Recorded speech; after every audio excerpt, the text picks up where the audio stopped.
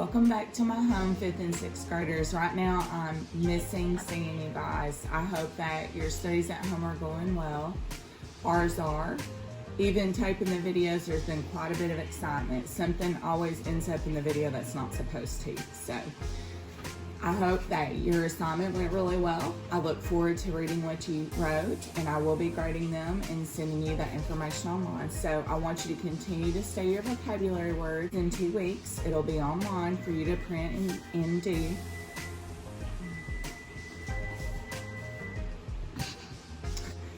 Continue makers.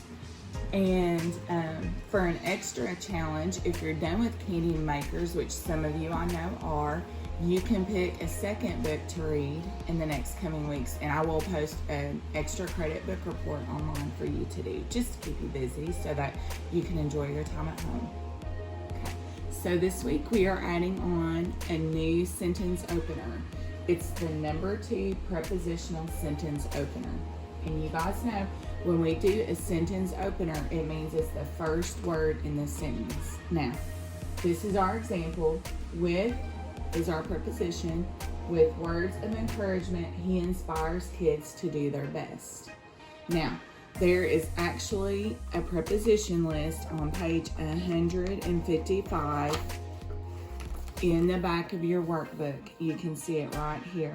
So all you have to do is use these words, and you'll begin a sentence using these words. Okay. Here are some examples of prepositional opener sentences. So I have blank the school day, we studied spelling words. And I'm just gonna add a preposition at the beginning of the sentence. During the school day. Now, you have to pay close attention because sometimes you'll need a comma after the preposition, sometimes not, and sometimes you need a comma in the middle. You just have to pay attention to your comma rules. And then down here, blank of pizza for lunch. I ate a sandwich, okay, instead. These are both good prepositional words to begin a sentence with. Now, I use this one because when you use instead, you will add of, and that's okay. Sometimes to use a preposition, you have to add an extra word.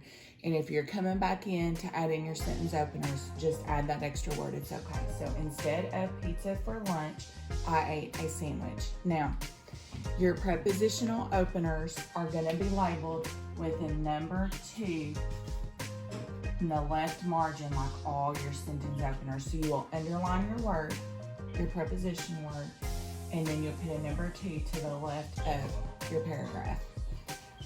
The information is in your workbook on page 148 with some examples for you to do in practice.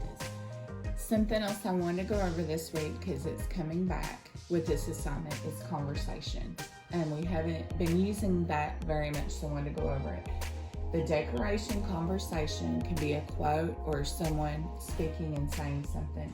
Conversation is labeled with a CONV in parentheses, and it's labeled in your right margin like your other dress-ups and decorations.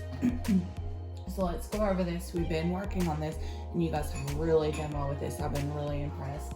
Samantha explained, comma, and what she says is in quotation marks. Remember, it's explained because said is a banned word. In order to inspire others, you must encourage others. So it can be something someone's saying, or it can be a quote.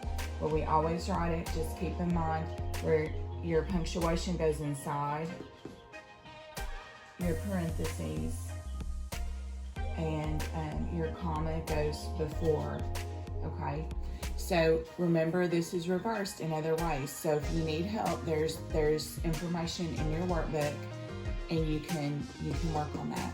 But this is a very useful tool for our assignment this week. So this week, our assignment is you're going to write about a special person, someone you admire.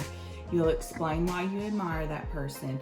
This person could be someone you know, a family member, a friend, or he or she could be someone that you have read about or heard about. This is a fun one for me to read, so I'm excited about this one. The assignment is on page 146 in your workbook, and you will use the sample questions on that page. Whom do you admire and why? What does he or she do? What character traits does he or she have? Kindness, compassion, goodness, determination, anything like that is good.